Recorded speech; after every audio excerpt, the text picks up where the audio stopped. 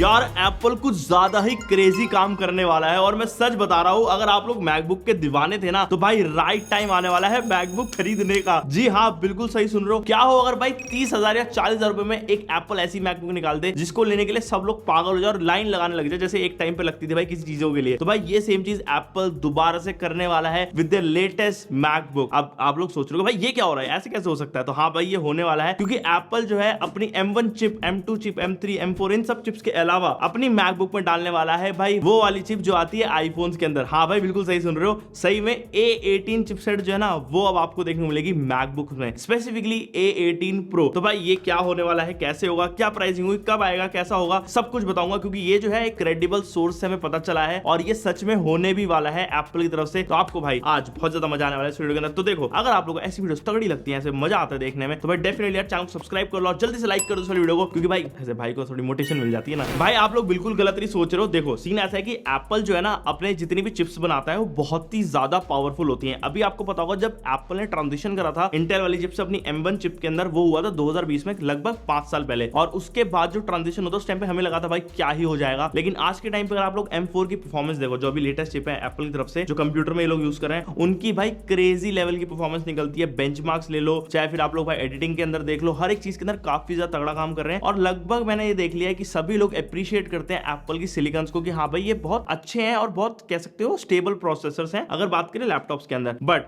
यहाँ पे side by side ना कोई भी बंदा ध्यान नहीं दे रहा था कि एप्पल भाई एक ऐसी चीज भी इजाद कर रहा है जो बहुत ज्यादा पावरफुल है, लेकिन उसको अभी ये लोग अंडर पावर रख रहे हैं। वो है भाई एप्पल की वो चिप जो कि ये लोग अपने फोन्स के अंदर यूज करते हैं। तो ये वाला जो हमारे पास 16 Pro Max के अंदर आता है एप्पल का A18 Pro चिपसेट। एंड भाई ये वाला जो चिपसेट है ना, ये अगर आप लोग कंपेयर करोगे M सीरीज के चिपसेट से, उससे भी कुछ जगहों पे ज्यादा पावरफुल है भाई आज के टाइम पे। तो आप लोगों को पता चल जाएगा यहाँ पे एप्पल ने इतने सालों के अंदर डेफिनेटली भाई इंप्रूवमेंट कर लिया अपने चिपसेट के अंदर। तो बेसिकली मैं बताता हूँ हुआ क्या है। तो यहाँ पे एप्पल के एक बहुत ही तगड़े लीकर है, उनका नाम है मिंगशी को। उन्होंने मेरे को यहाँ पे बताया कि एप्पल एक ऐसी मैकबुक पर काम कर रहा है जो कि एप्पल के A18 Pro चिपसेट से पावर्ड होगी और वो एक लो कॉस्ट मैकबुक होगी। हाँ भाई यहाँ पे अगर आप लोग मैकबुक एयर का भी इस टाइम पर कॉस्ट देखते तो $999 है। अगर यूएस की बात करो, इंडिया के आपको पता है 1 लाख रुपए। यूएस डॉलर्स की मैंने इसलिए बात करी स्पेसिफिकली क्योंकि जो वहां की करेंसी है उसके हिसाब से सारी चीजें डिसाइड होती हैं। इंडिया के अंदर प्राइसिंग उसी के हिसाब से डिसाइड कर देते हैं इन 200 करके। अगर 99 है डॉलर्स, 99 है तो सीधा 1 लाख रुपए की, जो कि इस साल भी हुआ था। खैर यहाँ पे जो नई वाली मैकबुक होगी इसका जो कॉस्टिंग होगी वो लो रहेगी, जिस वजह से ये आ सकती है 40 से 50 हजार रुपए के बीच में। और भाई इस बजट के अंदर इस टाइम पर कोई भी ऐसा लैपटॉप नहीं है जो इस मैकबुक को बीट कर सकेगा। अब एक थोड़ी सी बैक स्टोरी देना चाहूंगा। एप्पल ने 2015 में एक अपनी मैकबुक निकाली थी जो कि थी 12 इंच वाली, और वो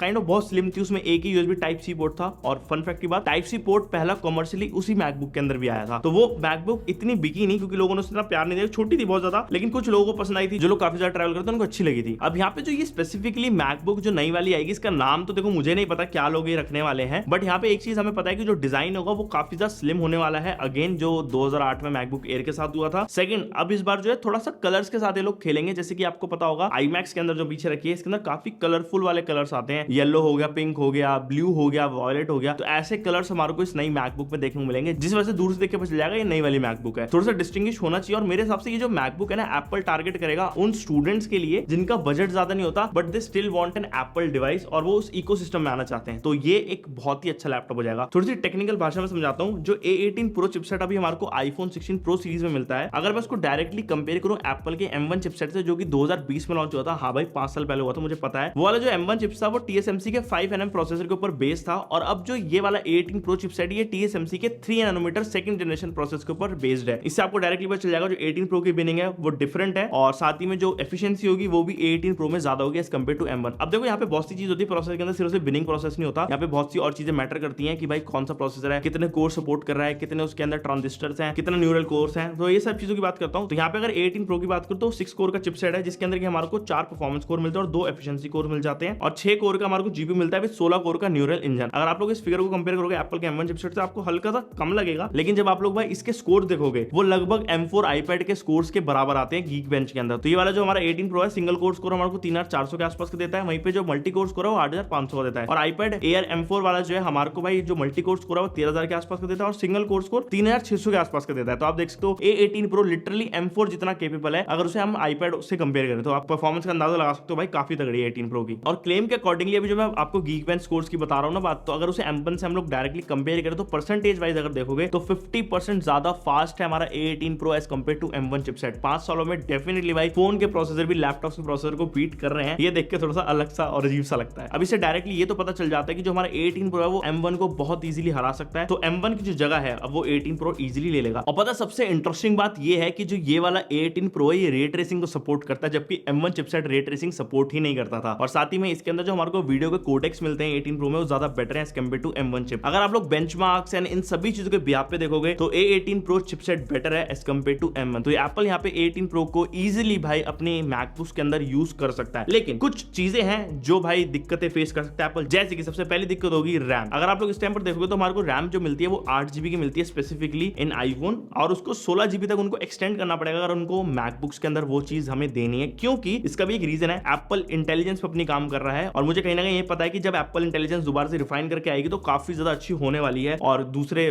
काफी सारे प्लेटफॉर्म्स को थोड़ा शायद पीछे भी कर दे। तो इस चीज को मद्देनजर रखते हुए यहाँ पे 18 प्रो को इनको थोड़ा सा डेवलप करना पड़ेगा ताकि वो 16 GB रैम लाइक सपोर्ट कर ले, और शायद वो कर भी लेगा, कोई इतनी बड़ी दिक्कत नहीं उसके अंदर। लेकिन सेकंड सबसे बड़ी दिक्कत ये है कि यहाँ पे जो थंडरबोल्ट के कनेक्टर्स हैं वो A18 प्रो चिपसेट सपोर्ट नहीं करता है, तो ये एक सबसे मेजर इशू हो सकता है, जिस वजह से आपको इस मैकबुक के अंदर सिर्फ USB Type-C पोर्ट देखने को मिलेंगे जो नॉर्मल 10 गीगाबिट्स वाली स्पीड के ऊपर मिलेंगे, जो आपको इस टाइम पर अपने आईफोन से मिलते हैं। कोई भी 40 Gbps वाली स्पीड नहीं मिलेंगी जो थंडरबोल्ट से मिलती है। तो ये एक सबसे बड़ी दिक्कत हो सकती है, क्योंकि उस वजह से अगर आप लोग कोई एक्सटर्नल डिस्प्ले या फिर मॉनिटर कनेक्ट करना चाहो अपने मैकबुक से, वो करने में आपको दिक्कत आएगी। 4 के मॉनिटर नहीं कनेक्ट कर पाओगे, 8 के मॉनिटर नहीं कनेक्ट कर पाओगे, तो ये थोड़ा सा कंस्ट्रेन हो सकता है। लेकिन मेरे हिसाब से भाई जो बंदा ये मैकबुक लेगा उसका बजट पहले ही होगा, वो एक मेरे हिसाब से स्टूडेंट हो सकता है, न्यू कोडर हो सकता है, न्यू एडिटर हो सकता है, उसके लिए मेरे हिसाब से मोर देन सफिशिएंट पावर पहले से ही उसके अंदर, तो इतनी ज्यादा उसको नीड नहीं होगी एक्सटर्नल डिस्प्ले लगाने की। आपको यहाँ पे पोर्ट्स के अंदर वैरायटी ज्यादा नहीं मिलेगी, क्योंकि भाई अगर मैं बात करूं मेरी इस मैकबुक की तो सिर्फ मेरे को Type-C के 2 ही पोर्ट मिलते हैं इसके अंदर, एक्स्ट्रा कोई पोर्ट नहीं है ना। इस साइड में अगर आप देखो कोई भी पोर्ट नहीं है, ये सबसे बड़ी दिक्कत मुझे इस वाली में लगती है। और अगर इस वाली मैकबुक की बात करें जो मैं बता रहा हूं आपको, उसमें शायद हमारे को एक ही पोर्ट मिलेगा, ये एक सबसे बड़ी दिक्कत, क्या बहुत बड़ी दिक्कत हो जाएगी। अभी एप्पल की क्यों स्ट्रेटेजी बन रही है एक लो कॉस्ट मैकबुक बनाने की, उसका मेन रीजन है कि ये ना कैटर करना चाहते हैं हर एक ऑडियंस को, ताकि कहीं पर भी एक एज अ यूजर ना बचे जिसको सोचना पड़े कि नहीं यार मैकबुक लेने के लिए मेरे को ज्यादा पैसा स्पेंड करना पड़ेगा। ये सेम थ्योरी वो लोग अपने आईफोन SE में भी चलाते हैं, बट इस साल SE फेल हो गया क्योंकि वो महंगा आया इंडियन मार्केट के हिसाब से, और अभी वो सेल में शायद सही रेट पे मिल रहा है, और आने वाले टाइम में वो सेल पे अगर आया तो काफी बिकेगा। लेकिन जो उसका लॉन्च प्राइस था उसके हिसाब से तो फोन बिल्कुल पिट गया। लेकिन SE के जो पुराने मॉडल्स है वो कहीं ना कहीं बिके थे, like over the period of time जब वो सस्ते हुए लोगों ने लेना स्टार्ट किया, तो कहीं ना कहीं वही सेम थ्योरी शायद एप्पल इसके साथ भी निकाल के दे सकता है। क्योंकि अगर आप लोग देखोगे इस टाइम पर अगर आप लोग नया लैपटॉप लेने जाते हो एप्पल की तरफ से, तो एटलीस्ट आपको 80,000 रुपए स्पेंड करने पड़ेंगे, उससे नीचे कोई भी लैपटॉप नहीं है। और अगर 40 से 50 की रेंज में एक लैपटॉप आ भी जाता है तो वो भाई ऑब्वियसली केटर कर लेगा मार्केट को। तो कहीं ना कहीं भाई एप्पल वही चीज सोच के मार्केट के अंदर इस नए लैपटॉप को लेकर आएगा। तो बता देता हूं कब आएगा, तो 2026 की फर्स्ट हाफ में हमारे को ये वाला लैपटॉप देखने को मिल सकता है इन अप्रैल के आसपास स्प्रिंग वाला जो इवेंट होता है उसके अंदर शायद ये वाला लैपटॉप हमारे को देखने को मिल सकता है, क्योंकि अभी मेजरली यही आएगा। पिछले साल या फिर इस साल जो था आईफोन 16e लॉन्च हुआ था और कुछ ज्यादा बड़े प्रोडक्ट्स के अंदर इंप्रूवमेंट्स नहीं हुए, बट मैकबुक जब लेकर आएंगे ये लोग स्प्रिंग के इवेंट में अपने नेक्स्ट ईयर, मेरे हिसाब से बहुत ज्यादा तबाही मचाएगी। क्योंकि भाई लोगों को पसंद है जब सस्ता प्रोडक्ट आ जाए एक ऐसी ब्रांड से जो हमेशा महंगे प्रोडक्ट्स बनाता हो और साथ में आपको वही प्रीमियम एक्सपीरियंस मिल जाए। अब बहुत से लोग मेरे से पूछेंगे कि भाई macOS क्या इस वाले हमारे A18 प्रो को सपोर्ट कर लेगा, क्या ये चल पाएगा? तो अगर आप लोग ट्रांजिशन देखोगे एप्पल का सिलिकॉन का 2020 से अब तक बहुत ज्यादा अच्छे से हो गया है, और जितनी भी इंटेल बाइनरी थी रोजेटा के थ्रू जो चल रही थी पहले मैक के अंदर सिलिकॉन वाइज, वो अब ज्यादातर ट्रांजिशन ऑलरेडी हो चुकी है। अभी इस टाइम पर आप लोग कोई भी एप्लीकेशन उठाते हो एप्पल के ऐप स्टोर से, तो वो नेटिवली ही अभी इस टाइम पर सिलिकॉन को सपोर्ट करती है, जिस वजह से ज्यादा इशू नहीं होगा इनको ट्रांजिशन करने में A18 प्रो के साथ, क्योंकि वो भी उन्हीं का सिलिकॉन है एंड वो इजीली इसको डेवलप कर लेंगे, हल्के फुल्के चेंजेस करेंगे एंड भाई हमारा जो फाइनल कट प्रो है सब चीजें हैं इजीली चल पाएंगी। अच्छा एक चीज ना मेरे को ये वाली पूरे सिनेरियो को देख के याद आ रही है कि स्नैपड्रैगन ने ना अपना एलीट X सीरीज लॉन्च करी थी, इसके अंदर उन्होंने विंडोज लैपटॉप को अपने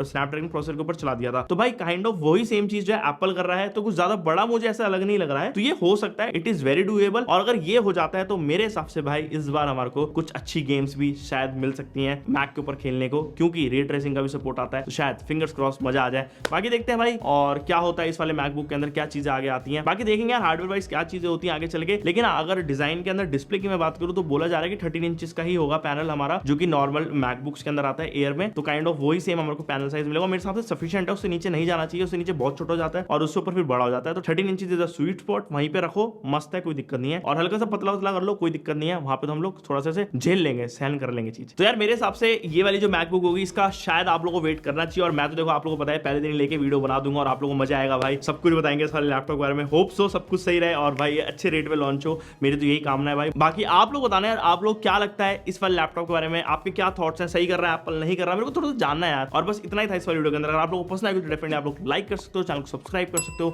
और मैं आपसे मिलता हूं नेक्स्ट वाली वीडियो के अंदर। Okay guys, bye bye.